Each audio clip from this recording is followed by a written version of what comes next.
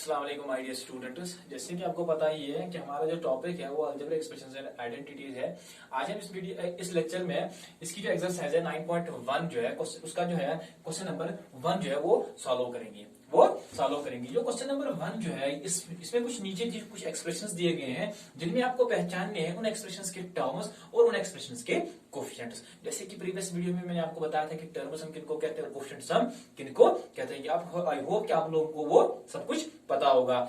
देखिए, अगर नहीं भी पता होगा तो मैं दोबारा से फिर से रिपीट कर देता हूं। टर्म्स हम उन पार्ट्स को कहते हैं एक्सप्रेशंस के जो प्लस और माइनस की मदद से सेपरेट होते हैं, और कोफिशिएंट्स हम उनको नंबर्स को कहते हैं और उन कांस्टेंट्स को कहते हैं जो वेरिएबल से पहले होते हैं। यहां पे आपको याद रखना है इतना ही, वेरिएबल कोफिशिएंट्स की जब भी बात आ जाएगी तो जो वेरिएबल, जिन टर्म्स के साथ वेरिएबल अटैच हो उनमें जो पहला नंबर होगा, वेरिएबल से पहले जो नंबर होगा वो कहलाते हैं कोफिशिएंट्स। चलिए बात करते हैं इसी तरह से पार्ट नंबर फर्स्ट ले लेते हैं इसी क्वेश्चन का। इसमें हमें आपको क्या करना है, एक तो पहचाने टर्म्स क्या है और दूसरा इसके कोफिशिएंट्स क्या एक्सप्रेशन के। तो चलिए इसमें टर्म्स क्या है, देखिए इसमें बहुत सारे पार्ट है, बट ये पार्ट इससे सेपरेट हो रहा है प्लस की मदद से, यानी कि इसमें दो ही पार्ट आ रहे हैं, दो ही टर्म्स आएंगी, एक तो ये और दूसरी ये। यानी कि आप लिखोगे सीधे टर्म्स इसकी क्या है 5xy एंड z स्क्वायर, और दूसरी जो है 3zy।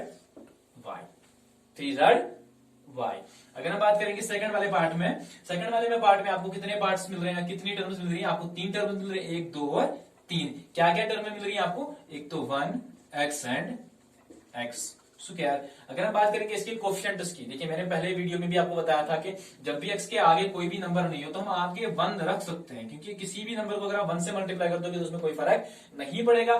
देन इसके जो कोफिशिएंट्स होंगे ना बेटा, वो होंगे एक तो 1, एक तो इसका 1, इस वेरिएबल का 1, और दूसरा इस वेरिएबल का 1। इसी तरह से अगर हम पार्ट नंबर 3 देखेंगे, इसमें आपको कितनी टर्म्स मिल रही हैं बेटा? इसमें आपको 3 टर्म्स मिल रही हैं, एक तो ये एक टर्म है, दूसरी ये और तीसरी ये टर्म है। देन इसकी टर्म्स क्या क्या होंगी बेटा?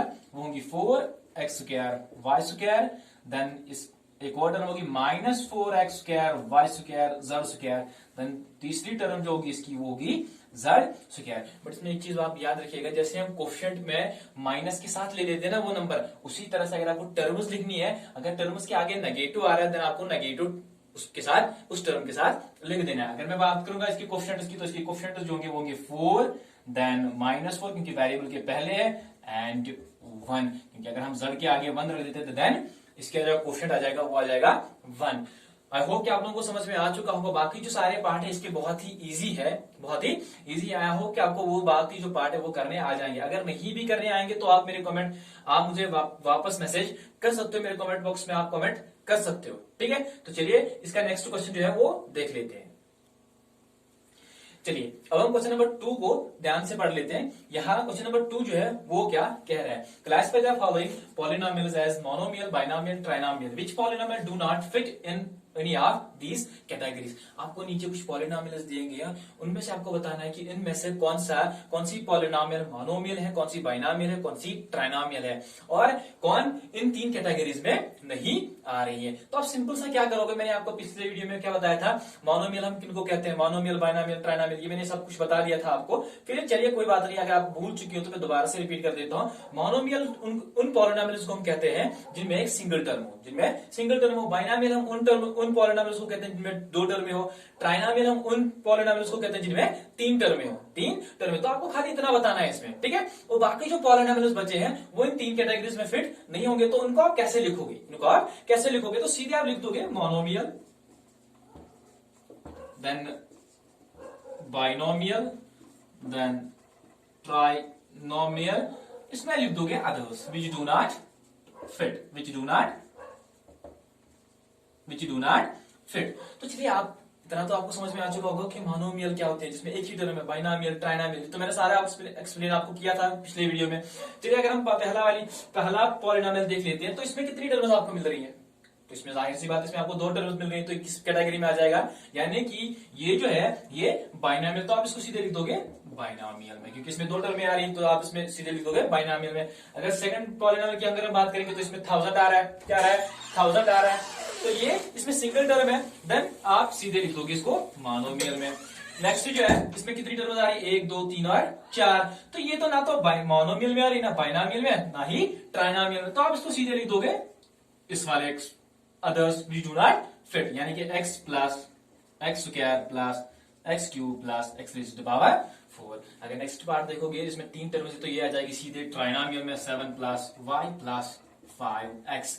अगर ये वाला पार्ट देखोगे तो 2, इसमें 2 ही टर्म्स आ रही है तो ये पॉलिनोमियल क्या कहलाएगा, बाइनोमियल। तो आप इसको लिखोगे सीधे बाइनोमियल कैटेगरी में, तो ये सीधे आ जाएगी बाइनोमियल कैटेगरी में। आई होप कि आप लोगों को समझ में आ चुका होगा। मैंने बाकी जो पार्ट्स है वो यहाँ पे नहीं लिखे क्योंकि यहाँ पे बोर्ड उतना है नहीं, ठीक है, बट आई होप कि आप लोगों को इतना समझ में आ चुका होगा। बाकी जो पार्ट है वो आप खुद इजीली इनमें इन कैटेगरीज में इजीली लिख सकते हो, ठीक है। तो चलिए इसके बाद हम एक और क्वेश्चन करेंगे, क्वेश्चन नंबर 3, ठीक है। तो चलिए ये रहा हमारा क्वेश्चन नंबर 3।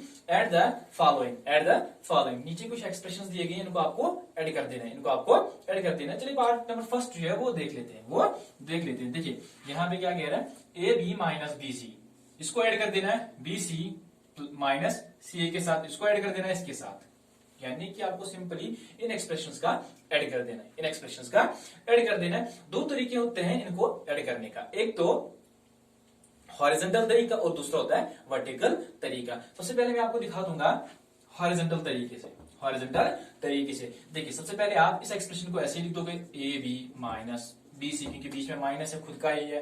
देन करना क्या है, सवाल जो है ऐड कह रहा है, देन मैं बाद में ऐड लिख देता हूं, देन उसके बाद ये वाली एक्सप्रेशन लिख देता हूं बी सी माइनस सी ए, देन उसके बाद फिर ऐड ही करना है इनको, तो मैं लिखूंगा उसके बाद सी ए, ये वाली एक्सप्रेशन माइनस ए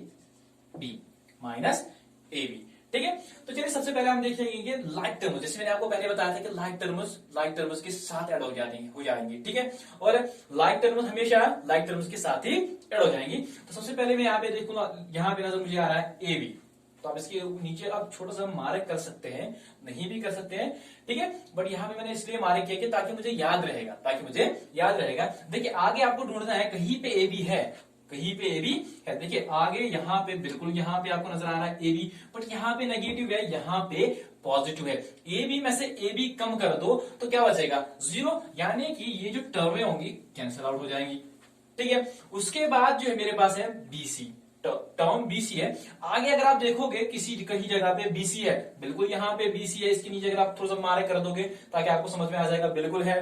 देन यहाँ पे माइनस बीसी है, यहाँ पे प्लस है, दोनों जो है कैंसिल हो जाएंगी, ठीक है। उसके बाद आ जा रहा है सी ए, देखिए आगे यहाँ पे आपको सी ए मिल रहा है, ठीक है। देन यहाँ पे माइनस है, यहाँ पे प्लस है, देन दोनों जगहों पे ये क्या है, ये कट जाएगा। तो इसका जो आंसर आ जाएगा वो आ जाएगा 0।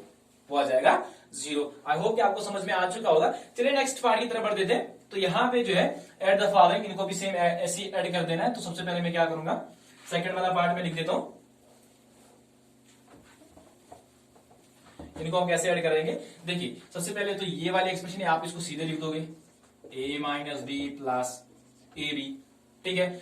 ऐड ही करना है तो यहाँ पे कॉमा लगा है तो बीच में प्लस आ जाएगा, b minus c plus b c, उसके बाद प्लस लिख देना है, then c minus a plus a c. अब ये प्लस कहां से आ रहा है, क्योंकि सवाल खुद कह रहा है आपको इनको ऐड कर देना, तो चलिए सबसे पहली टर्म ले लेते हैं। यहाँ पे a है तो आपको आगे जाके तो नजर कहीं पे आपको ए नजर आ रहा है, बिल्कुल यहाँ पे आपको ए नजर आ रहा है, यहाँ पे माइनस है बट यहाँ पे प्लस है, तो 2 यहाँ से ये कैंसिल आउट हो जाएंगे, ठीक है। उसके बाद यहाँ पे बी है तो आगे जाए, देखिए कहीं पे बी है, बिल्कुल यहाँ पे बी आपको नजर आ रहा है। मैं मार्क नीचे क्यों कर रहा हूँ कि ताकि मुझे याद रहे कि मैंने कौन सी टर्म जो है आगे कैंसिल आउट की है, ठीक है।